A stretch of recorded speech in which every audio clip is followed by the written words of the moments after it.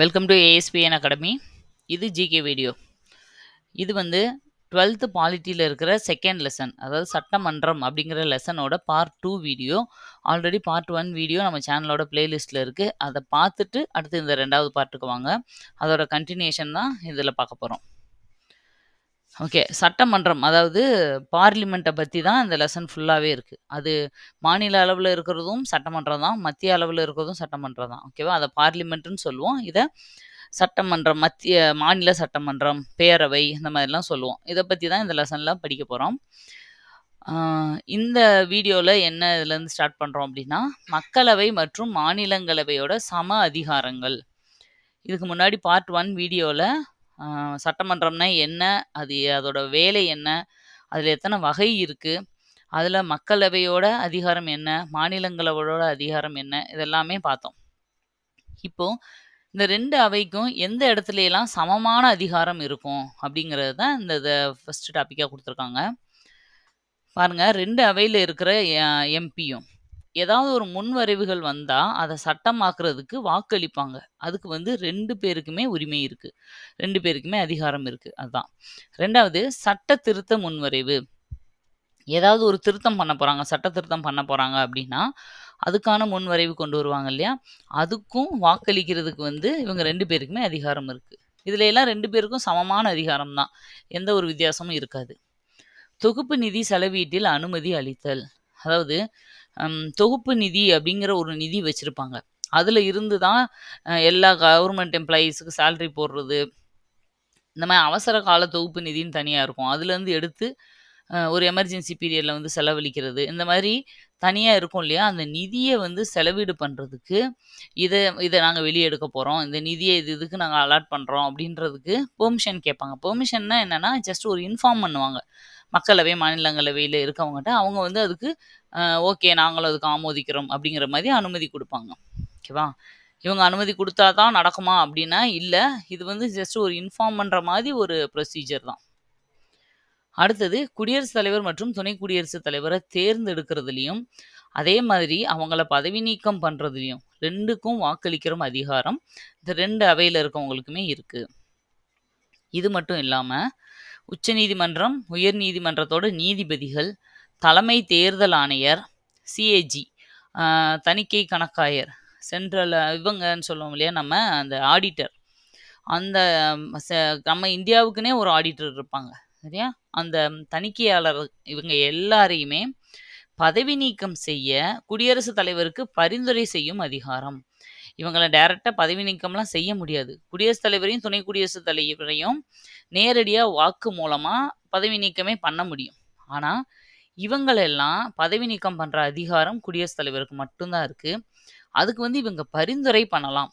யார்? மக்களவை மாநிலங்களவையில் இருக்கிற உறுப்பினர்கள் பரிந்துரை பண்ணலாம். இது முக்கியமான பாயிண்ட்டுப்பா, தெளிவாக படிச்சுக்கோங்க. இவங்க சஜஸ்ட் மட்டும்தான் பண்ண முடியும், அது தெளிவாக வச்சுக்கோங்க. குடியரசுத் தலைவர் போடும் அவசர சட்டங்களுக்கு ஒப்புதல் வழங்குதல். எமர்ஜென்சி டிக்ளேர் பண்ணுவாங்க இல்லையா, ஒரு மாநிலத்திலேயோ இல்லை இந்திய அளவுலேயோ, இல்லை நிதி எமர்ஜென்சி போடுவாங்க இல்லையா, அந்த இடத்துல அதுக்கு ஒப்புதல் கொடுக்காங்க இவங்க. பிரதமர் மற்றும் மற்ற அமைச்சர்களை தேர்வு செய்தர். ஆமாம், மக்களவையில் பெரும்பான்மை பெற்ற கட்சியோட தலைவர் தான் பிரதமர். அப்போ அந்த கட்சியில் இருக்க எல்லாரும் சேர்ந்து இவர் தான் எங்கள் தலைவர் அப்படின்னு தேர்ந்தெடுத்தால் தான் பிரதமராக முடியும். எலெக்ஷன்லாம் முடிஞ்சிருது, 543 தொகுதியிலிருந்தும் எல்லா உறுப்பினர்களும் வந்துடுறாங்க. இப்போது பிரதமர் யாருன்றதை தேர்ந்தெடுக்கிறதுல இல்லை, எங்களுக்கு இவர் மேலே இஷ்டம் இல்லை அப்படின்ட்டா அந்த கடைசி நிமிஷத்தில் கூட தலைவர் மாற சான்சஸ் இருக்குது. ஆனால் மோஸ்ட்லி இது வரைக்கும் மாறினதில்லை, மாறவும் மாட்டாங்க. ஏன்னா அவங்களுக்கு கீழே தான் அவங்க நிற்கிறாங்க, அந்த பேரில் தான் அவங்க நின்று ஜெயிச்சிருப்பாங்க. அப்போ எப்பயுமே எப்படி பிரதமர், மற்ற உறுப்பினர்களும் அதில் இருப்பாங்க இல்லையா, வேறு கட்சியை சேர்ந்தவங்களும். ஆனால் எப்படி வந்து பிரதமருக்கு ஓட்டு போடுவாங்களா அப்படின்னா அவங்க போடணுன்ற அவசியமே இல்லை. ஏன்னா பெரும்பான்மை பெற்ற கட்சியோட தலைவர் தான் அங்கே வந்து தலைவராக இருப்பாங்கன்னா அங்கே இருக்க எம்பியில் அதிகமான தொகுதியை இவங்க கட்சி தான் ஜெயிச்சிருக்கும், அப்படி தானே. அப்போ அங்கே இருக்க எம்பிஸ் எல்லாமே இவங்க கட்சியை சேர்ந்தவங்க, அவங்க ஓட்டு போட்டாலே ஆட்டோமேட்டிக்காக பிரதமர் அவங்களோட தலைவர் தான் இருப்பார். அடுத்தது, உச்சநீதிமன்றம் மற்றும் யூபிஎஸ்சி போர்டு. சிவில் சர்வீஸ் எக்ஸாமுக்கு ஆள் செலக்ட் பண்ணுறாங்கல்ல, யூபிஎஸ்சி போர்டு, அவங்க அப்புறம் உச்சநீதிமன்றம். இவங்க 2 பேரோட அதிகாரங்களை விரிவாக்கும் அதிகாரம்.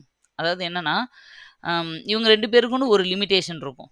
ஓகேவா? அத இந்த பார்லிமெண்ட் நெனச்சுச்சுன்னா, ஓகேவா? இந்த மக்களவை, மாநிலங்களவை சேர்ந்ததுன்றாலே அது பார்லிமெண்ட் அப்படிங்கிற கணக்கு தான்.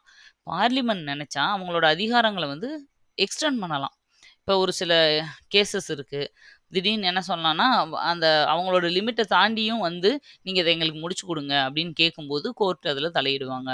அது மாரி இப்ப யுபிஎஸ்சி போர்டு இருக்குன்னா, எங்களுக்கு இந்த மாதிரி பணியாளர்கள், இந்த மாதிரி புதுசா ஒரு டிபார்ட்மெண்ட்டே உருவாக்குவாங்க இல்லையா? ஐஎஃப்எஸ் அப்படின்னு ஒண்ணு ஃபாரின் சர்வீஸ்ன்னு கொண்டு வந்தாங்கல்ல. அது மாதிரி புதுசா ஒரு இத உருவாக்கி, எங்களுக்கு இதுக்கும் சேர்த்து எக்ஸாம் நடத்தி ஆள் எடுத்து குடுங்க அப்படின்னு கேட்டா, அவங்க செஞ்சு குடுப்பாங்க. ஓகேவா? இந்த மாதிரி அவங்களுக்கு வந்து கொஞ்சம் வேலைகள கூட்டுறது, குறைக்கிறது இந்த இதுல வந்து அதிகாரம் இருக்கு. அடுத்தது 2ம் எந்த இடத்துல சமம் இல்லாம இருக்கும்? மக்களவையும், மாநிலங்களவையும் சமமற்ற அதிகாரங்களா இருக்கிற இடங்கள். சமமற்ற அதிகாரம்னா என்ன? மக்களவைக்கு அதிகமான அதிகாரம் இருக்கும். இத வந்து மக்களவையின் அதிகாரம்னு கூட எடுத்துக்கலாம். ஃபர்ஸ்ட்டு நிதி முன்வரைவு. ஏற்கனவே நம்ம படிச்சிருக்கோம். நிதி முன்வரைவ வந்து மக்களவையில மட்டும் தான் கொண்டு வர முடியும். மாநிலங்களவை நிதி, பணம் சம்மந்தப்பட்ட எந்த விஷயத்திலயும் தலையிடவே முடியாது. ஒரு மசோதா சாதாரண மசோதாவா, இல்லை நிதி மசோதாவா என முடிவெடுக்கும் அதிகாரம் மக்களவைக்கு மட்டும். அதிலும் பர்ட்டிகுலரா வந்து சபாநாயகர்கிட்ட மட்டும் தான் இருக்கு. இந்த கொஸ்டின் அடிக்கடி கேட்பாங்க. ஒரு மசோதா சாதாரண மசோதாவா, இல்லை நிதி மசோதாவா என முடிவெடுக்கும் அதிகாரம் யாருக்கு இருக்குன்னு கேட்பாங்க. ஈவன் கீழ மக்களவைன்றே ஒரு ஆப்ஷன் குடுத்திருந்து, சபாநாயகர்ன்னு ஒரு ஆப்ஷன் குடுத்திருந்தாங்கன்னா, நீங்க ஃபர்ஸ்ட்டு சபாநாயகர தான் எடுக்கணும். சபாநாயகர்ன்ற ஆப்ஷனே இல்ல அப்டின்னா, அடுத்தபட்சமா நீங்க வந்து மக்களவைய செலக்ட் பண்ணலாம். ஓகேவா? ஈரவை கூட்டத்திற்கு சபாநாயகரே தலைமை.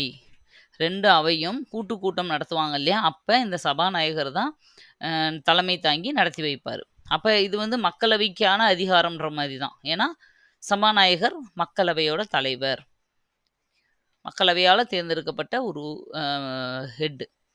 அடுத்தது வாக்களிப்பில் மக்களவையின் நிலைப்பாடே வெற்றி பெறும். ஓகேவா? இப்ப 2 பேர் இருக்காங்க.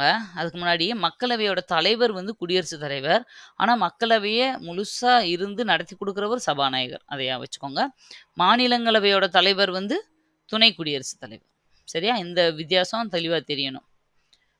ஓகே. வாக்களிப்பில் மக்களவையின் நிலைப்பாடே வெற்றி பெறும்னா என்ன அர்த்தம் அப்டின்னா, இப்போ ஏதோ ஒரு மசோதா வருது. அந்த மசோதாவுக்கு வந்து 2 அவைய சேர்ந்தவங்களும் வாக்களிக்கிறாங்க. வாக்களிக்கும்போது மாநிலங்களவைக்கும், மக்களவையிலயும் ஒரு க கருத்து முரண்பாடு இருக்கு. ஓகேவா? இவங்க வேணுன்றாங்க, இவங்க வேணான்றாங்க அப்டின்னு வச்சுக்கோங்க. ஆனா, ஃபைனலா யாரோட டிசிஷன் வந்து அ இதாகும் அப்டின்னா, மக்களவையோட நிலைப்பாடு.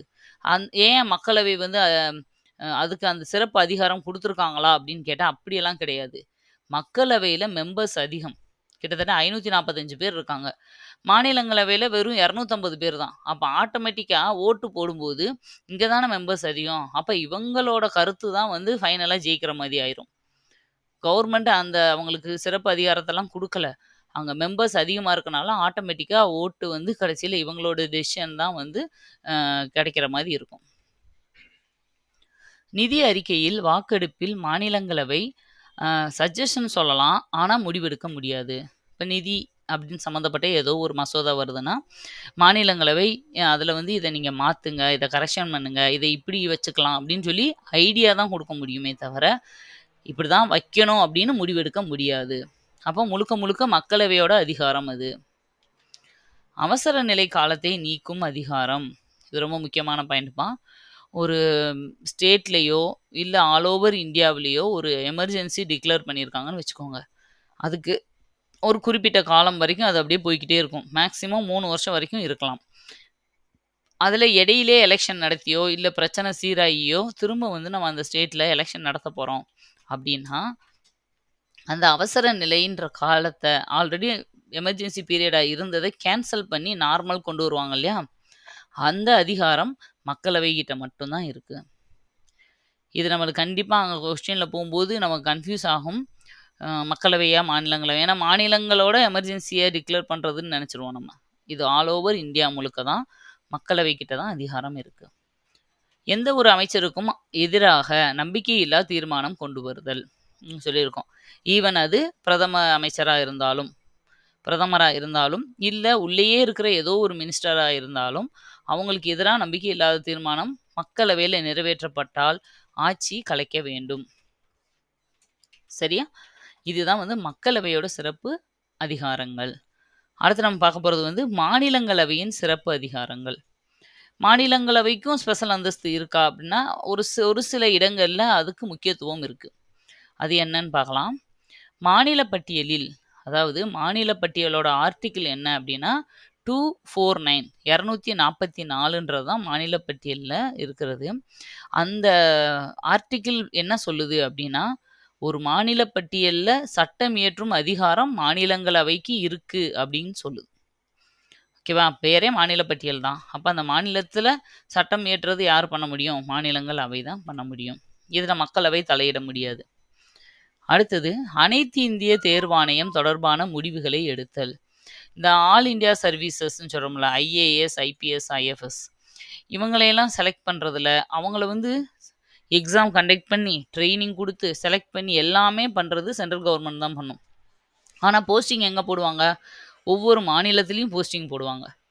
ஏன் வந்து இந்த கண்ட்ரோல் ஃபுல்லாக மாநிலங்களவையில் இருக்குது அப்படின்னு சொல்கிறாங்கன்னா, அவங்களோட சம்பளம் எல்லாமே அந்தந்த ஸ்டேட்டு தான் கொடுக்கும். ஒரு ஐஏஎஸ் ஆஃபீஸர் இருக்காருன்னா அவர் எங்கே வேலை பார்க்குறவங்களோ அந்த ஸ்டேட்டு தான் அவருக்கு சம்பளம் கொடுக்கும். ஆனால் அவரை அப்பாயின்மெண்ட் பண்ணுறது, அவர் மேலே ஒழுக்க நடவடிக்கை ஏதாவது தவற பண்ணால் வந்து டிஸ்மிஸ் பண்ணுறது, சஸ்பெண்ட் பண்ணுறது, இது எல்லாமே சென்ட்ரல் கவர்மெண்ட் பண்ணும். ஓகேவா? அதனால அவங்க எப்பயுமே சென்ட்ரல் கவர்மெண்ட்டுக்கு தான் வந்து ரொம்ப உண்மையாக இருப்பாங்க. ஏன்னா அவங்க அதுக்கு தான் பயந்து இருப்பாங்க. அப்போ அந்த மாநிலங்களவை தான் அதுக்கு முக்கிய பொறுப்பாக இருக்கும், இந்த ஆல் இண்டியா சர்வீஸ் போஸ்ட்டுக்கு. அடுத்தது நம்ம மாநிலங்களவை அப்படிங்கிறது இப்போ நம்மளுக்கே ஒரு கன்ஃபியூஷனாக இருக்கும். அதுக்கு அதிகாரம் இருக்கா இல்லையா? மக்களவை அளவுக்கு இல்லைன்றாங்க, அப்புறம் அதுக்கும் இருக்குன்றாங்க. அப்படின்னா இங்கே பாருங்கள், ஒரு கொஷின் இது பாக்ஸ் மாதிரி கொடுத்துருப்பாங்க. இது அதாவது பிரிட்டனில் இருக்கிற மாநிலங்களவை மாதிரி வந்து நம்மளோடது முழுசாக அதிகாரம் இல்லாமையும் இல்லை. பிரிட்டனில் இருக்க மாநிலங்களவைக்கு எந்த ஒரு அதிகாரமும் கிடையாதான், சும்மா பேருக்கு வந்து வச்சுருப்பாங்க. அந்த மாதிரி நம்ம இதில் ரொம்ப மோசமாகவும் இல்லை மாநிலங்களவையோட அதிகாரம். அதே இது அமெரிக்காவில் இந்த மாநிலங்களவையை சேர்ந்தவங்கள செனட்டர்கள்னு சொல்லுவாங்கன்னு ஏற்கனவே படிச்சிருக்கோம். அவங்கள மாதிரி மிகுந்த அதிகாரம் கொண்டதாகவும் இல்லை. அவங்களுக்கு பயங்கரமான அங்கெல்லாம் இன்ஃப்ளூயன்ஸ் இருக்குது. இந்த மாதிரி ரொம்ப மோசமாகவும் இல்லை, ரொம்ப அதிகாரம் மிக்கதாகவும் இல்லை. நம்ம மீடியம், ஒரு சில அதிகாரம் நம்ம கொடுக்கவும் செஞ்சுருக்கோம். அடுத்தது அவசரமாக கவனமின்றி மக்களவை நிறைவேற்றி அனுப்பிய மசோதாக்களை திருத்தும் அதிகாரம். ஆமாம், இப்போ ஒரு சட்டம் வந்து போடுறாங்கன்னா ஃபஸ்ட்டு ஒரு அவையில் நிறைவேற்றுவாங்க, அடுத்து ரெண்டாவது ஒரு அவையில் நிறைவேற்றுவாங்க. இப்போது மக்களவையிலேருந்து ஒரு சட்டத்தை ஓகேன்னு சொல்லி அவசரமாக அனுப்பிடுறாங்கன்னு வச்சுக்கோங்க. ஏதோ ஒரு எமர்ஜென்சிப்பா, ஓகே டக்கு டக்குன்னு சரியாக கூட அதை விசாரிக்காமல் ஒரு சைனை போட்டு எல்லாரும் அனுப்பி வச்சிடுறாங்க. அந்த கட்டத்தில் அந்த மசோதாவை நிறுத்தி 6 மாதம் வரைக்குமே அவங்க வைக்கலாம் மாநிலங்களவை. வச்சு அதில் இருக்க சாதக பாதகங்களை எல்லாம் டிஸ்கஸ் பண்ணி, நீங்கள் கவனிக்காமல் அனுப்பிட்டீங்கப்பா, இதில் இவ்வளோ மிஸ்டேக்ஸ் இருக்குது, இதெல்லாம் சரி பண்ணுங்க, இதெல்லாம் ஒத்து வராதுன்னு சொல்கிற வாய்ப்பு இவங்களுக்கு இருக்குது, அந்த அதிகாரம் இவங்களுக்கு. அது உண்மைதானே? டைரெக்டாக மக்களவை மட்டும் பண்ணுறதா இருந்தால் ஒரு அவை ஒரு சில நேரம் தப்பு பண்ண சான்சஸ் இருக்குது. இப்போ ரெண்டாவது ஒரு அவைக்கு போகும்போது என்ன ஆகும்னா, அவங்க அதை கரெக்ட் பண்ணுறதுக்கு நிறைய வாய்ப்பு இருக்குது. இப்போ நம்ம ஒரு மெயின்ஸ் நம்மளோட பேப்பரே நீங்கள் பாருங்கள், டபுள் வேல்யூஷன் பண்ணுவாங்க. ஃபஸ்ட்டு ஒருத்தர் கரெக்ஷன் பண்ணுவாங்க, ரெண்டாவது ஒருத்தர் பண்ணிவிட்டு அதோட மார்க்கை ஆவரேஜ் போட்டு தான் நம்மளுக்கு மெயின்ஸ் மார்க் வரும். Double valuation. ஏன் இந்த டபுள் வேல்யூஷன் சிஸ்டம் வைக்கிறாங்க அப்படின்னா, ஒருத்தர் வந்து அந்த பேப்பரை அவரோட கண்ணோட்டம் வேறதா இருக்கலாம். ஓகேவா? இன்னொருத்தர் திருத்தும் போது அவரோட கண்ணோட்டம் வேறதா இருக்கலாம். அப்போ ஓரளவு 2 பேருக்கும் ஒரு 10-15 மார்க் டிஃப்ரென்ஸ் வர்ற வரைக்கும் ஏற்றுக்குருவாங்க. அதை அப்படியே ஆவரேஜ் போட்டுருவாங்க. ரொம்ப ஒருத்தர் மார்க்குக்கும் இன்னொரு மார்க்கருக்கும் 50 மார்க் 100 மார்க் வித்தியாசம் இருந்தால் தான் தேர்ட் வேல்யூஷன் போகும். ஏன்னா ஏதோ ஒரு மனநிலையில் அவங்க மார்க் குறைச்சி போட்டுடலாம். அதை அப்படியே வந்து மார்க்காக பப்ளிஷ் பண்ணிட்டாங்கன்னா அது வந்து கண்டிப்பாக அந்த கேண்டிடேட்டை பாதிக்கும். அதனால இன்னொருத்தரையும் திருத்த வைக்கிறது. 2 பேருமே தப்பு பண்ண சான்சஸ் இல்லையா? அது மாதிரி தான் இது. அப்போ இந்த இடத்துல மாநிலங்களவை இருக்க வேண்டியது ரொம்ப முக்கியமானதாக இருக்குது. நேரடியாக தேர்தலை சந்திக்க முடியாத பிரபலங்கள் மற்றும் சாதனையாளர்களுக்கு இடமளிக்கிறது. பாருங்க, 12 பேரை வந்து பிரசிடென்ட் குடியரசுத் தலைவர் வந்து மாநிலங்களவைக்கு தேர்ந்தெடுத்து அனுப்புவார். யார் அந்த 12 பேரு? கலை, அறிவியல், இலக்கியம், விளையாட்டு அப்படின்னு சொல்லி 12 துறைகள்ல சிறப்பான ஒருத்தவங்கள தான் 12 பேரா செலக்ட் பண்ணி அனுப்புவார். இப்ப இந்த 12 பேர் என்னன்னா, எலெக்ஷன்ல நின்று தேர்தலை சந்திச்சு ஜெயிக்கிறதுக்கான வாய்ப்புகள்லாம் அவங்களுக்கு கம்மி. அவங்க அத விருப்பமும் படலன்னு வச்சுக்கோங்களேன். அப்படி இருக்கும்போது, அவங்களுக்கு மாநிலங்களவையில ஒரு எம்பியா இருக்கிற சான்சஸ் கிடைக்குது. அது மாநிலங்களவையால மட்டும் தான் நடக்கும். அதனால இது இந்த மாரி நம்ம வந்து ஆளுகள நம்ம நெனச்ச மாதிரி ஒரு 12 பேர வச்சுக்க முடியுது. ஓகேவா? திறமையானவங்கள. அடுத்தது மாநிலங்களின் உரிமைகளை பாதுகாக்கும் அவை. மாநிலங்களவைனாலே மாநிலங்களோட உரிமைகள பாதுகாக்கும் அவை அப்படிங்கிறது தான் அதோட மீனிங்கே. ஒரு மாநிலத்தில அவங்களோட உரிமைகள பறிக்கிற மாரி ஏதாவது நடந்துச்சுன்னா, அங்க இருக்கிற நம்மளோட எம்பிஸ் வந்து அதுக்கு எதிரா வந்து அங்க சண்ட போடுவாங்க. ஆர்டிகிள் 120 என்ன சொல்லுது அப்படின்னா, official language of parliament is Hindi or English. அதாவது அஃபிஷியல் லாங்குவேஜா பார்லிமெண்ட்ல, ஓகேவா, கோர்ட்ல பேசுறதெல்லாம் வேறப்பா. இது வந்து அது ஜுடிஷியல் லாங்குவேஜ்னு சொல்லுவாங்க. இது அஃபிஷியல் லாங்குவேஜ். பார்லிமெண்ட்டுக்குள்ள என்ன லாங்குவேஜ் பேசலாம் அப்படின்னா, ஹிந்தியில பேசலாம், இல்ல இங்கிலீஷ்ல பேசலாம் அப்படின்னு சொல்ற ஆர்டிகிள் தான் ஆர்டிகிள் 120. அப்ப இது 2 தான் பேச முடியுமா அப்படின்னா, அப்படி கிடையாது. அதிலே இன்னொரு வார்த்தையும் குடுத்துருக்காங்க பாருங்க. ஏதேனும் ஒரு எம்பிக்கு இது 2ம் தெரியாத பட்சத்தில் தாய்மொழியில் பேசலாம். இப்ப ஏதோ ஒரு எம்பி இருக்காங்க. மோஸ்ட்லி நெறைய எம்பிஸ் இப்ப அப்படிதான் இருக்காங்க. படிக்காதவங்க எவ்வளோ பேர் இருக்காங்க. ஹிந்தியும் தெரியாது, அவங்களுக்கு இங்கிலீஷும் தெரியாது. அப்ப என்ன பண்ண முடியும்? அவங்க அந்த மாதிரி ரொம்ப இக்கட்டான சூழ்நிலையில அவங்க தாய்மொழியில பேசலாம், தப்பில்ல. அப்படின்றது வந்து ஆர்டிகிள் 120ல குடுத்தது. ஆனா இந்த ஆர்டிகிளே இப்ப தேவையில்ல.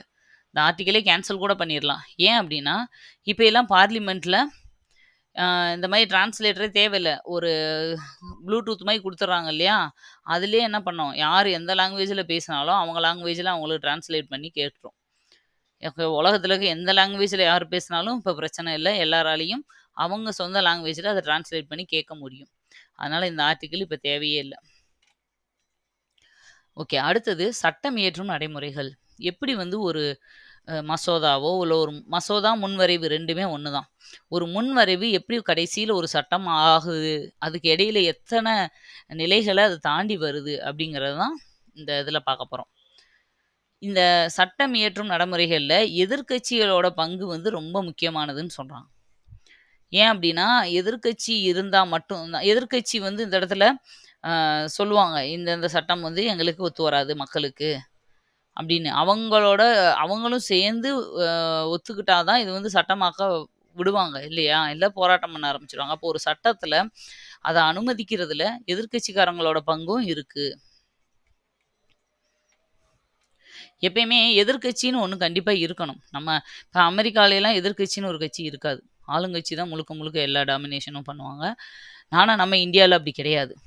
எதிர்க்கட்சி அப்படின்னு ஒண்ணு. இன்னொரு ஏதோ ஒரு கண்ட்ரிலலாம் ஷேடோ கவர்மெண்ட்ன்னே ஒரு கவர்மெண்ட்டே இருக்கும். அது எப்படின்னா, ஒரு பிரதமர் இருக்காரா, அதே மாதிரி இன்னொரு அந்த அவங்கள எதிர்க்கட்சியில ஒரு ஹெட் இருப்பாங்க. இங்க ஒரு விவசாயத்துறை மினிஸ்டர் இருக்காருன்னா, இங்க ஒரு துறை வச்சிருப்பாங்க. அவங்கள ஃபாலோ பண்ணிக்கிட்டே இருக்கணும். ஒவ்வொரு டிபார்ட்மெண்ட்டுக்கும் இந்த பக்கமும் அவங்க எதிர்க்கட்சிக்காரங்களும் ஒரு டிபார்ட்மெண்ட்ட உருவாக்கி வச்சிருப்பாங்க. அப்படியே ஆளுங்கட்சி மாரி. அவங்கள ஃபாலோ பண்ணிக்கிட்டே இருப்பாங்க. அவங்க பண்ற தப்பெல்லாமே உடனுக்குடனே பப்ளிஷ் பண்ணிக்கிட்டே இருப்பாங்க. ஓகேவா? அதுக்கு பேரு ஷேடோ நிழல் அமைச்சரகம் அப்படின்னு கூட சொல்லுவாங்க. ஏன் அப்படின்னா, அந்த இது வந்து அவங்கள பின்தொடர்ந்துகிட்டே இருக்கும் நிழல் மாரி. அவங்க எந்த தப்பு பண்ணாலும் மாட்டிக்கிருவாங்க. அது வந்து ரொம்ப நல்லது இல்லையா? எப்பயுமே எதிர்க்கட்சின்னு ஒருத்தர் நம்மள ஃபாலோ பண்ணிக்கிட்டே இருக்க, நம்மள நோட் பண்ணிக்கிட்டே இருக்க ஒருத்தர் இருந்தா தான் தப்புகள் வந்து குறையும்.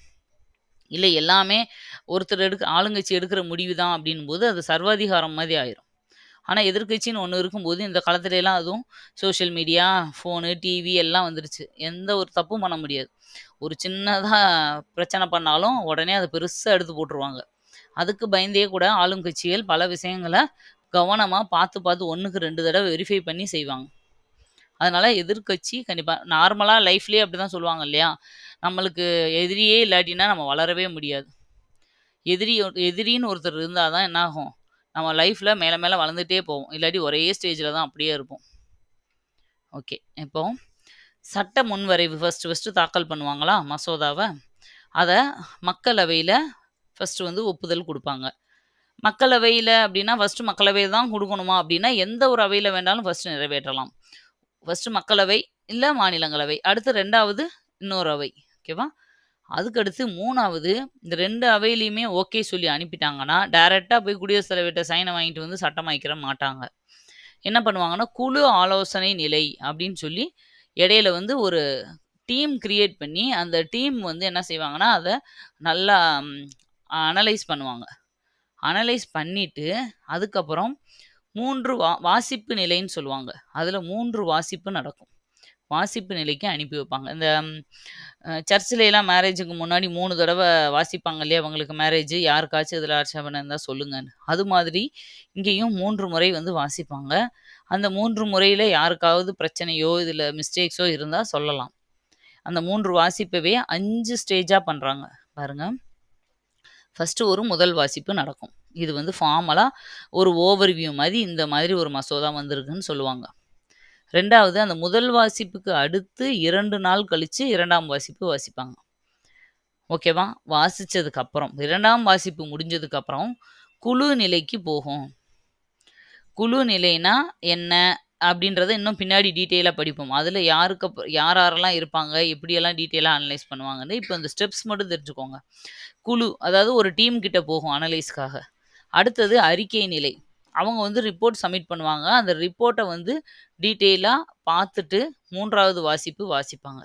3வது வாசிப்பு வாசிச்சுட்டாலே, அது ஃபைனல் ஸ்டேஜுக்கு வந்துருச்சு. அந்த மசோதா வந்து ஒரு முழு வடிவம் பெற்றுச்சு அப்படின்னு அர்த்தம். அதுக்கப்புறம் தான் குடியரசுத் தலைவரோட ஒப்புதலுக்கு போகும். அவர் சைன் பண்ண உடனே சட்டமா மாறும். ஓகேவா? இதுதான் வந்து ஒரு ஃபார்மெட். எப்படி வந்து ஒரு இது மாறுது அப்படிங்கிறது. இப்ப இதுல ஒரு சில விஷயங்கள மட்டும் டீட்டெயிலா எக்ஸ்பிளைன் பண்ணியிருப்பாங்க. அதாவது முன்வரைவு. இந்த முன்வரைவுன்னு சொல்றோம் இல்லையா? ஃபர்ஸ்ட்டு சப்மிட் பண்றது, தாக்கல் பண்றது. அந்த முன்வரைவ 2ஆ பிரிக்கிறாங்க. நிதி முன்வரைவு, நிதி சாரா முன்வரைவுன்னு 2 வகையான முன்வரைவு இருக்கு. இந்த நிதி முன்வரைவ தான் பண மசோதான்னு சொல்றோம். நிதி சாரா முன்வரைவ சாதாரண மசோதான்னு சொல்றோம். ஓகேவா? இந்த 2க்குமே இதே மெத்தட் தான். ஆனா என்னன்னா, நிதி முன்வரைவு மக்களவையில மட்டும் ஓகே வாங்குனா போதும். சாதாரண மசோதா வந்து 2 இதுலயும் வாங்குவாங்க. ஓகே. இப்ப பாருங்க. சம்பந்தப்பட்ட துறை அமைச்சர்களே முன்வரைவை தாக்கல் செய்வர். இது தெரிஞ்சுக்கோங்க. எல்லா முன்வரைவையும் பார்லிமென்ட்ல பிரதமர் தான் படிப்பாரா? அப்படின்னா கிடையாது. எந்த துறை சம்மந்தப்பட்ட முன்வரைவு மசோதாவோ, இப்ப விவசாயம் சம்மந்தப்பட்ட மசோதாவா இருந்தா, விவசாயத்துறையை சேர்ந்த அமைச்சர் வந்து அத வாசிப்பாரு, தாக்கல் பண்ணுவார். அவர் தான் அத ஃபாலோ பண்ணிக்குவாரு. அதே மாதிரி நிதி சம்மந்தப்பட்டதுன்னா நிதி அமைச்சர் பண்ணுவாங்க. பாதுகாப்பு சம்மந்தப்பட்டதுன்னா, டிஃபென்ஸ் சம்மந்தப்பட்டது ஏதாச்சும்னா பாதுகாப்புத்துறை அமைச்சர் பண்ணுவாங்க. ரயில்வே டிபார்ட்மெண்ட்டு, பேங்கிங் இப்படி ஒவ்வொன்னுக்கும் எந்த சம்மந்தப்பட்டதோ அந்த துறை அமைச்சர்கள் தான் தாக்கல் பண்ணணும். இது ரொம்ப முக்கியமான கொஸ்டினு. நெறைய வாட்டி கேட்டிருக்காங்க. அடுத்தது, அந்த துறையை சார்ந்த வல்லுனர்களால் முன்வரைவு செய்யப்படும். முன்வரைவுனா என்னன்னா, மினிஸ்டரே உட்காந்து டைரக்ட்டா பிளான் போட்டு எல்லாமே ப்ரிப்பேர் பண்ணுவாரா? அப்படின்னா கிடையாது. இப்ப நம்ம ஒரு வீடு கட்ட போறோம்னா, ஒரு இன்ஜினியர் கிட்ட ஒரு பிளான் வாங்கிட்டு பண்ணுவோம். இன்ஜினியரே வந்து நம்மளுக்கு வீட்ட கட்டி குடுப்பாரா? இல்ல. கன்ஸ்ட்ரக்ட் பண்றதுக்கு ஒருத்தர பண்ணுவோம். சரியா? அது மாதிரி துறை அமைச்சர் தான் தாக்கல் பண்ணுவாரு. அந்த சட்ட முன்வரைவ வந்து ஃப்ரேம் பண்ணி குடுக்குறது யாருன்னா, அந்த துறையை சார்ந்த வல்லுனர்கள் அவருக்கு ஹெல்ப் பண்ணுவாங்க. அடுத்தது, எந்த ஒரு நாடாளுமன்ற உறுப்பினரும் தனிநபர் முன்வரைவை தாக்கல் செய்யலாம். ஆனால் have to inform with speaker 1 month before. அதாவது சபாநாயகர். ஓகேவா? சபாநாயகர்கிட்ட 1 மந்த் முன்னாடியே சொல்லணும். அமைச்சர் மட்டும் தான் தனிநபர் முன்வரைவை தாக்கல் பண்ண முடியுமானா, அப்படியெல்லாம் இல்ல. யாராவது வேறவங்களும் கூட பண்ணுவாங்க ஒரு சில நேரம். நாடாளுமன்ற உறுப்பினரா இருக்கவங்களும் பண்ணுவாங்க. அப்படி பண்றவங்க டைரக்ட்டா போய் கூட்டத்துல நான் அப்படியே சப்மிட் பண்ணலாம் முடியாது. 1 மந்த் முன்னாடியே சபாநாயகர்கிட்ட இத பத்தின ஒரு நோட்டிஃபிகேஷன் குடுக்கணும். அடுத்தது, அரசு இதழில் பிரசுரித்தல். இந்த முன்வரைவ அங்க சப்மிட் பண்ணிட்டு, அரசு இதழ்ல வந்து இத கவர்மெண்ட்டோட மேகசின் சொல்லுவோம் இல்லையா? அதுல இத ரிலீஸ் பண்ணுவாங்க ஃபர்ஸ்ட்டு. அடுத்து பாருங்க டீட்டெயிலா குடுத்துருக்காங்க. முதல் வாசிப்பு நடக்கும். முதல் வாசிப்புக்கு அப்புறம் அப்போ நம்ம என்ன சொல்கிறோம், முன்வரைவை தாக்கல் பண்ணுறாங்க, அரசு இதழில் பிரசுரிக்கிறாங்க, முதல் வாசிப்பு நடக்குது. அந்த 2 அவையிலையுமே பெர்மிஷன் வாங்கினதுக்கு அப்புறம் தான் அந்த முதல் வாசிப்பு. அடுத்தது 2 நாள் கழிச்சு 2ஆம் வாசிப்பு நடக்கும். அந்த 2ஆம் வாசிப்புல என்ன நடக்கும்ன்றதை எக்ஸ்ட்ரா கொடுத்துருக்காங்க பாருங்க. இந்த 2ஆம் வாசிப்புல வந்து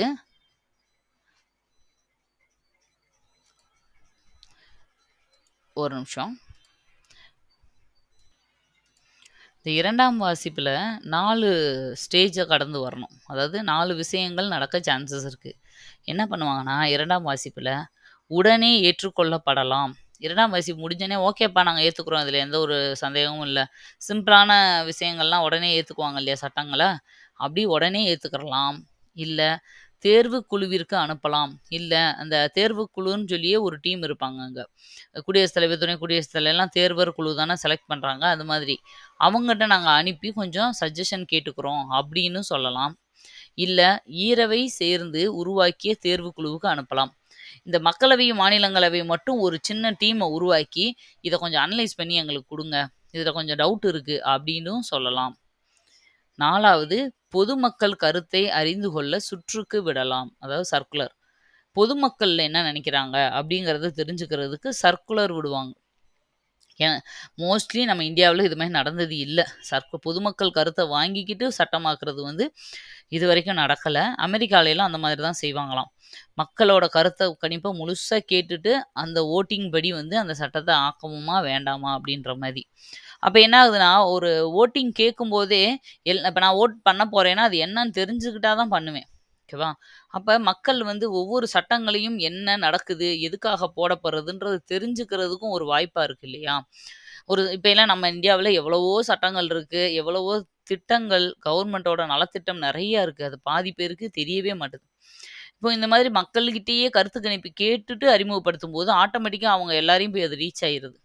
பப்ளிஷ் பண்ண வேண்டிய அவசியமே இல்லை. அது ஒரு நல்ல ஐடியா தான். ஆனால் நம்ம இந்தியாவில் அது மாதிரி இது வரைக்கும் பண்ணது இல்லை. ஏன்னா மேபி அமெரிக்காவில் வந்து பாப்புலேஷன் கம்மி, அதை விட நம்ம 3-4 மடங்கு நம்ம அதில் ஜாஸ்தி இருக்கோம். நம்மக்கிட்ட வந்து இப்படி ஒவ்வொருத்தர்கிட்டையும் கருத்து கணிப்பு கேட்டுட்டு முடிவெடுக்கணும்னா அது ரொம்ப டைம் இழுக்கும். சரியா? இல்லை நிறைய முரண்பாடுகள் ஏற்படலாம், அதுக்காக கூட அவங்க பண்ணாமல் இருக்கலாம். இந்த உடனே ஏற்றுக்கொள்ளப்படுதல்னு கொடுத்துருக்கு இல்லையா, அந்ததும் பொதுமக்கள் கருத்தை தெரிஞ்சுக்கிட்டு சுற்றுக்கு விட்டு டிசைட் பண்ணுறது, இந்த 2மே மேக்சிமம் நடக்காது.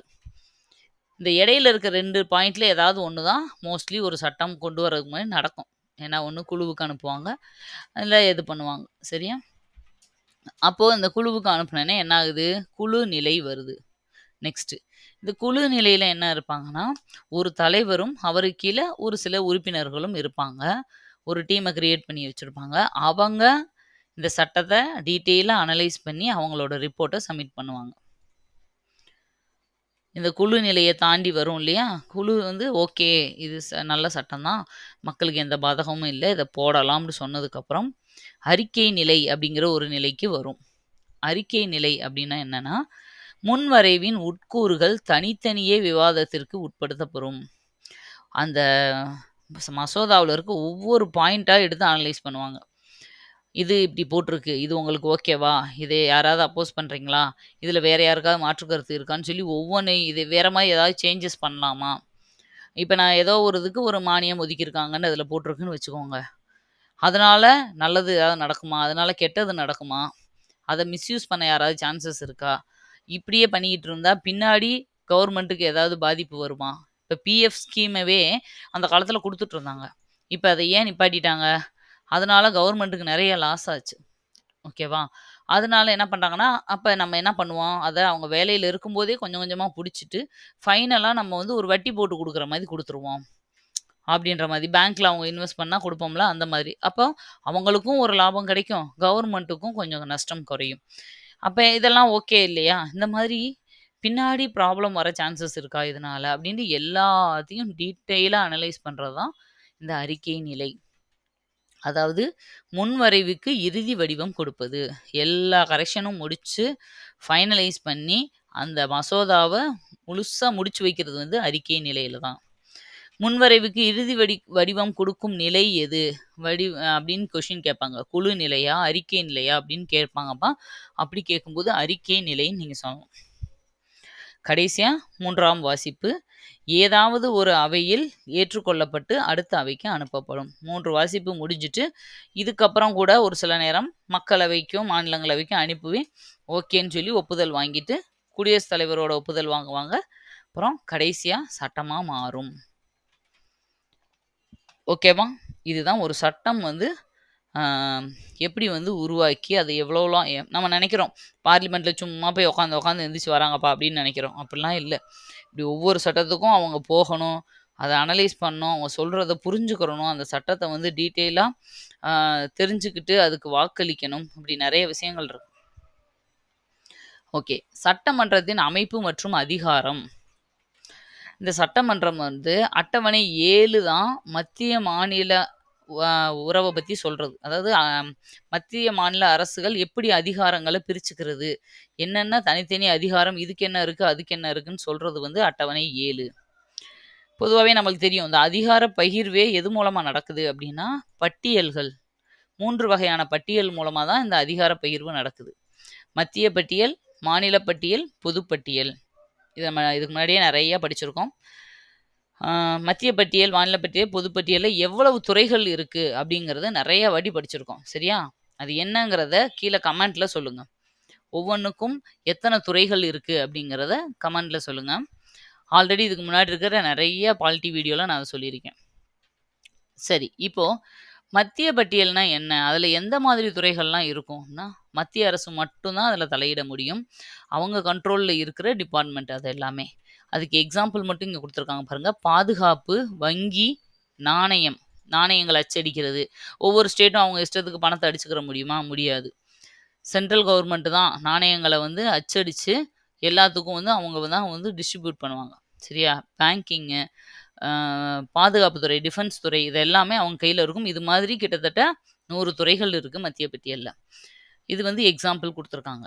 அடுத்து மாநில பட்டியல். மாநிலத்தில் வந்து எதெல்லாம் அவங்க கண்ட்ரோலில் இருக்குது அப்படின்னா காவல்துறை, போலீஸ் டிபார்ட்மெண்ட் வந்து அந்தந்த ஸ்டேட்டுக்கு உரியது தான். நீங்கள் அதனால தான் பாருங்கள் எல்லா போலீஸும் ஒரே மாதிரி யூனிஃபார்ம் இருக்காது. ஆந்திராவுக்கு போனோம்னா அவங்க யூனிஃபார்ம் ஒரு மாதிரி இருக்கும். கேரளாவுக்கு போனால் அவங்களோட கேப்பு, ஸ்டாரு, அந்த கலரு, யூனிஃபார்ம் கலர் எல்லாம் கொஞ்சம் டிஃபர் ஆகும். ஏன்னா அந்தந்த ஸ்டேட்டு வந்து ஒவ்வொன்றும் கொடுக்குறது. அதனால் மொத்தமாக சென்ட்ரல் கவர்மெண்ட்டு கீழே இருந்தாங்கன்னா எல்லாரும் யூனிஃபார்ம் ஒன்றா தான் இருந்திருக்கும். சரி, அடுத்தது விவசாயம். ஏன்னா அந்த ஒரு ஸ்டேட்டோட அக்ரிகல்ச்சரை வந்து சென்ட்ரல் கவர்மெண்ட்டு டீட்டெயிலாக வந்து பார்க்க முடியாது. ஓகேவா? அந்தந்த மாநிலங்கள்னு போது அங்கே இருக்க நிலப்பரப்பு, மண்ணை பற்றியும் அங்கே இருக்கிற ஏற்படுற இயற்கை சீரழிவுனால விவசாயம் இந்த வாட்டி பாதிச்சிச்சா, கூடிச்சா, குறைஞ்சிச்சா அப்படிங்கிறத வந்து அவங்க தான் ஈஸியாக ஹேண்டில் பண்ண முடியும். அதனால் விவசாயம் வந்து மாநில பட்டியலில் இருக்குது. நீர்ப்பாசனம், இந்த மாதிரி எல்லா விஷயங்களும். பொதுப்பட்டியல்.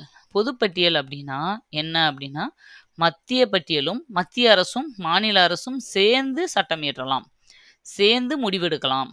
2 பேருக்குமே அதில் உரிமை இருக்குது அப்படின்ற விஷயங்களை பூரா, துறைகளை பூரா இந்த பொதுப்பட்டியலில் வச்சுருப்பாங்க. அதுக்கு எக்ஸாம்பிள் தான் கல்வி, வனம், அதாவது காடுகள், திருமணம், இதெல்லாமே பொதுப்பட்டியலில் இருக்கும். இப்போ திருமணம் நம்ம வந்து கல்யாணம் பண்ணிக்கிறாங்க, ஒரு கலப்பு திருமணம் பண்ணுறாங்க, அப்படிலாம் இருக்குன்னு வச்சுக்கோங்க. அதை வந்து நம்ம இங்கே மட்டும் நான் தமிழ்நாட்டில் சொல்லிட்டேன் அவ்வளோதான் முடிஞ்சுன்னு கிடையாது. சென்ட்ரல் லெவல்லையும் அதை ரிஜிஸ்டர் பண்ணணும். ஓகேவா? பெர்மிஷன் வாங்கணும். அது மாதிரியெல்லாம் இருக்குது. கல்வி, கல்வின்றது வந்து ஆல்ரெடி என்னென்னா மாநில பட்டியலில் இருந்துச்சு. மாநிலங்களே முடிவெடுத்துக்கோங்க அப்படின்னு சொல்லி தான் மாநில பட்டியலில் இருந்துச்சு. 1976 42வது சட்டத்திருத்தம் வந்துச்சு இல்லையா? அப்போ தான் என்ன பண்ணாங்கன்னா 5 டிபார்ட்மெண்ட்டை வந்து மாநில பட்டியலேருந்து கொண்டு வந்து பொதுப்பட்டியலில் தூக்கி வச்சுக்கிட்டாங்க. இது என்ன அர்த்தம்னா மாநில பட்டியலேருந்து டைரெக்டாக சென்ட்ரல் கவர்மெண்ட் மத்திய பட்டியலுக்கு மாற்றினா பிரச்சனை ஆகும், கோவிப்பாங்க. ஏன்னா நீங்கள் எடுத்துக்கிட்டீங்க இந்த டிபார்ட்மெண்ட் எல்லாம் அப்படின்ட்டு. அதுக்காக அதை பொதுப்பட்டியலில் வச்சிடுறது. நீயும் எடுத்துக்கோ, நானும் பார்த்துக்கிறேன் அப்படின்ற மாதிரி. ஆனால் இதில் என்ன ஒரு ட்ரிக்கு அப்படின்னா இந்த பொதுப்பட்டியலில் மத்திய அரசின் அதிகாரமே பொதுப்பட்டியலில் மேலோங்கும். பாருங்க, 2 பேரும் முடிவெடுக்கலாம் அப்படிங்கிறது தான் இதில் வந்து கான்செப்ட். ஆனால் ஒருவேளை 2 பேருக்கும் கருத்து வேறுபாடு வந்துச்சுன்னா அந்த இடத்துல மத்திய அரசு என்ன சொல்லுதோ அதுதான் முடிவு. அப்போ அதுவும் மத்திய பட்டியல் மாதிரி தான். ஓகேவா? பேருக்கு தான் பொதுப்பட்டியல். இப்போ கல்வியை கொண்டு போய் அந்த மாதிரி மாநில பட்டியலேருந்து பொதுப்பட்டியலில் வச்சதுனால தான் இப்போ இவ்வளோ பிரச்சனை. நம்ம நீட்டு வந்து விளக்குங்க விளக்குங்கன்னு சொல்லி கோரிக்கை கொடுத்துட்டே இருக்கோம் இல்லையா? ஏன்னா சென்ட்ரல் கவர்மெண்ட் தான் முடிவெடுக்க முடியும் கல்வி விஷயத்தில். அவங்க வந்து ஆல் ஓவர் இந்தியா முழுக்க பொது கல்வியை கொண்டு வரணும், தேசிய கல்விக் கொள்கையை கொண்டு வரணும்னு நினைக்கிறாங்க. ஓகேவா? அதையும் நம்ம எதிர்க்கிறோம். அடுத்தது நீட்டு வேணாம் அப்படிங்கிறதையும் நம்ம எதிர்த்துட்டு இருக்கோம். ஏன் இந்த தேசிய கல்விக் கொள்கை இந்தியா முழுக்க ஒரே ஸ்கீமு, ஒரே மாதிரியான படிப்பு கொண்டு வந்தா நல்லது தானே அப்படின்னா, நல்லது தான். பட் என்னன்னா, சிலபஸ் எப்படி ஃப்ரேம் பண்ணுவாங்க அப்படிங்கிறது தான் பிரச்சனையே. சிலபஸ் எப்படி இருக்கும்? காமனா சயின்ஸு, ஃபிசிக்ஸு, கெமிஸ்ட்ரி எல்லாம் படிக்கிறதெல்லாம் ஓகே. இப்போ ஒரு ஹிஸ்ட்ரின்னு வருது, ஒரு கல்ச்சர்ன்னு வருது. ஓகேவா? எதை படிப்பாங்க? எதோட ஹிஸ்ட்ரியை படிப்பாங்க? அப்போது நம்ம தமிழ்நாட்டுல வந்து கல்வியை வந்து நம்ம ஃப்ரேம் பண்ணும்போது என்ன பண்ணுறோம்? வேலு நாச்சியாரை பற்றி படிக்கிறோம், மருதுவ சகோதரர்களை பற்றி படிக்கிறோம், நம்ம பாரதியாரை பற்றி படிக்கிறோம். ஆனால் இதே இது சென்ட்ரல் கவர்மெண்ட்டு எங்கேயோ இருக்கிற ஒரு பாரதியாரையோ இல்லை ஏதோ ஒரு ஸ்டேட்டில் இருக்கிற ஒரு கட்டபொம்மனையோ அவங்க வந்து சிலபஸில் ஒரு பாடமாக வைப்பாங்களா? வைக்கிறதுக்கு சான்சஸ் இல்லை. சரி, மேபி ரொம்ப ரேர் கேஸாக அப்படியே வச்சுட்டா கூட இதில் இன்னொரு இஷ்யூவும் இருக்குது. வேறு மற்ற ஸ்டேட்டுக்காரங்க என்ன சொல்லுவாங்க? எங்களோட தலைவரை ஒரு பாடமாக வைங்கன்னுவாங்க. நம்ம இதில் மொத்தம் 28 ஸ்டேட்டு 8 யூனியன் டெரிட்டரிஸ் இருக்குது. ஒரு ஸ்டேட்டுக்கு ஒரு தலைவரை வச்சா கூட எத்தனை பாடம் வைக்கிறது? அப்போ என்ன ஆகும்னா இதில் கண்டிப்பாக கான்ட்ரவர்சி வரும். அப்புறம் இன்னொரு பிரச்சனை என்ன அப்படின்னா, நம்மளோட பாடங்களை, நம்மளோட கல்ச்சரு இதுகளெல்லாம் நம்ம தெரிஞ்சு அடுத்த ஜென்ரேஷனுக்கு கொண்டு போக முடியாமவே போயிடும். நம்ம சம்மந்தப்பட்ட பாடங்கள், விஷயங்களை படிக்காமல் அந்த பிள்ளைங்களுக்கு நம்மளோட கல்ச்சரே தெரியாமல் போயிடும். ஓகேவா? மொழியை வந்து அழிய ஆரம்பிக்கும், பண்பாடு இதெல்லாமே அழிய ஆரம்பிக்கும். அப்போ நம்மளோட லீடர்ஸோட பெருமை இதெல்லாமே மறைய ஆரம்பிக்கும். அப்போ அவங்க வந்து என்ன சொல்கிறாங்க, வேண்டாம், எதுக்கு அவரவரை தாய்மொழியில் அவரவரை இதை பற்றி படிச்சுக்கிறட்டும், காமனானதையும் படிக்கட்டும், இதையும் படிக்கட்டும்னு சொல்லி தான் நம்ம பிரச்சனை பண்ணிகிட்ருக்கோம். ஓகே, அடுத்தது சாதாரண சட்ட முன்வரைவுக்கும் பண முன்வரைவுக்கும் எல்லாம் வித்தியாசம். இதில் இருக்க எல்லா பாயிண்ட்ஸுமே ரொம்ப முக்கியம். அதை நீங்கள் புரிஞ்சுக்கிறணும், அவ்வளோதான். அப்போ தான் ஸ்டேட்மெண்ட்டில் கேட்கும்போது ஜஸ்ட் எழுதி இதில் மனப்பாடம்லாம் நீங்கள் பண்ணுறதுக்கு எதுவுமே இல்லை. ஜஸ்ட்டு புரிஞ்சுக்கோங்க உங்கள் மைண்டில் ஒரு வாய்ப்பாடு மாதிரி. பாருங்க, சாதாரண முன்வரைவு அப்படின்னா மக்களவையிலையோ இல்லை மாநிலங்களவையிலோ ஏதாவது ஒன்றில் கொண்டு வரலாம். இங்கே வந்து பண முன்வரைவுன்னு எடுத்துக்கிட்டோம்னா மக்களவையில் மட்டும்தான் கொண்டு வர முடியும். ஓகேவா? மாநிலங்களவைக்கு பேருக்கு தான் அனுப்பி வைப்பாங்க. அடுத்தது சாதாரண மசோதா ஒரு அமைச்சரோ இல்லை தனிநபரோ தாக்கல் செய்யலாம். இங்கே பண மசோதாவை ஒரு அமைச்சர் மட்டும்தான் பண்ண முடியும். வெளியிலேருந்து ஒரு தனிநபர் போய் இதுக்கு இவ்வளோ பணம் ஒதுக்குங்க அப்படின்னு தாக்கல்லாம் பண்ண முடியாது. அமைச்சர்கள் மட்டும்தான் தாக்கல் பண்ண முடியும். குடியரசுத் தலைவர் அனுமதி இன்றியும் அறிமுகப்படுத்தலாம். சாதாரண மசோதாவை ஏதோ ஒரு சுச்சுவேஷன், குடியரசுத் தலைவர் அனுமதி இல்லாண்டினா அவரை மதிக்காமல் நீங்களே சட்டமாக்கிருங்க அப்படின்னு அர்த்தம் கிடையாது.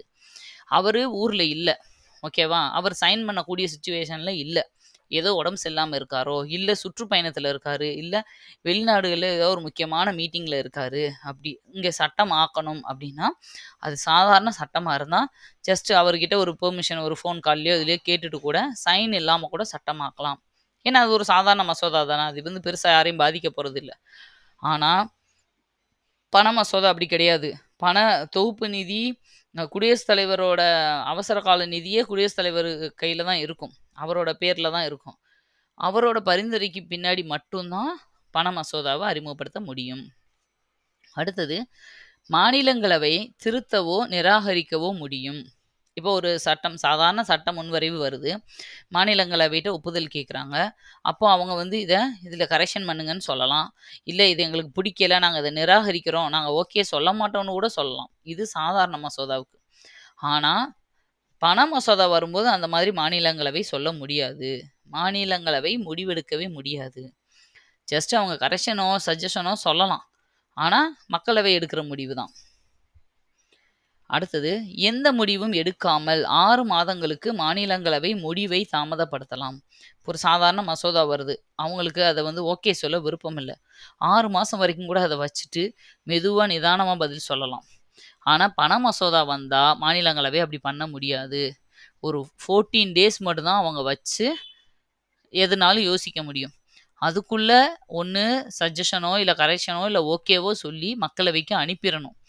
அப்படி இல்லாட்டினா என்ன ஆகும் அப்படின்னா, 14 நாள் முடிஞ்ச உடனே மக்களவை ஆட்டோமேட்டிக்கா அவங்களோட டிசிஷன எடுத்துருவாங்க. அவங்கட்ட பெர்மிஷனே கேட்காமவே மக்களவை எந்த முடிவு வேணாலும் எடுத்துக்கலாம். அடுத்தது, சபாநாயகரின் ஒப்புதல் தேவையில்லை. ஒரு சாதாரண மசோதாவ சட்டமாக்குறதுக்கு சபாநாயகர்கிட்ட வந்து பெருசா எதுவுமே கேட்க மாட்டாங்க. அவர் ஜஸ்ட் அவையோட தலைவர் தான். அவருக்கும் சாதாரண மசோதாவுக்கும் சம்மந்தம் இல்ல. ஆனா அதே இது பண மசோதான்னு வரும்போது, குடியரசுத் தலைவர்கிட்ட போறதுக்கு முன்னாடி சபாநாயகர்கிட்ட ஒரு வாட்டி ஒப்புதல் வாங்கிட்டு தான் போகும். ஏன்னா ஒரு மசோதா சாதாரண மசோதாவா அல்லது பண மசோதாவா என முடிவெடுக்கும் அதிகாரம் சபாநாயகரிடமே உள்ளதுன்னு நம்ம படிச்சிருக்கோம். சரியா?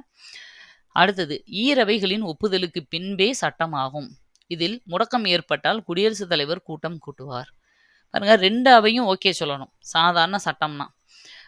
ஏதோ ஒரு அவை வந்து வீம்பு பண்ணுது. எங்களுக்கு இது பிடிக்கல, எங்களுக்கு இதுல வேற ஐடியா இருக்கு அப்படின்னு ஏதோ பண்ணா, இதை என்ன பண்ணுவாங்கடா குடியரசுத் தலைவர், சரி வாங்கப்பா ஒரு கூட்டத்தை கூட்டு, என்ன பிரச்சனை உங்களுக்குள்ள, இதுல எதை நீங்க எதுக்குறீங்க, உங்களுக்கு ஏன் இதை வேணான்றீங்க அப்படின்னு சொல்லி பேசி டிசைட் பண்ணி முடிவெடுப்பாங்க.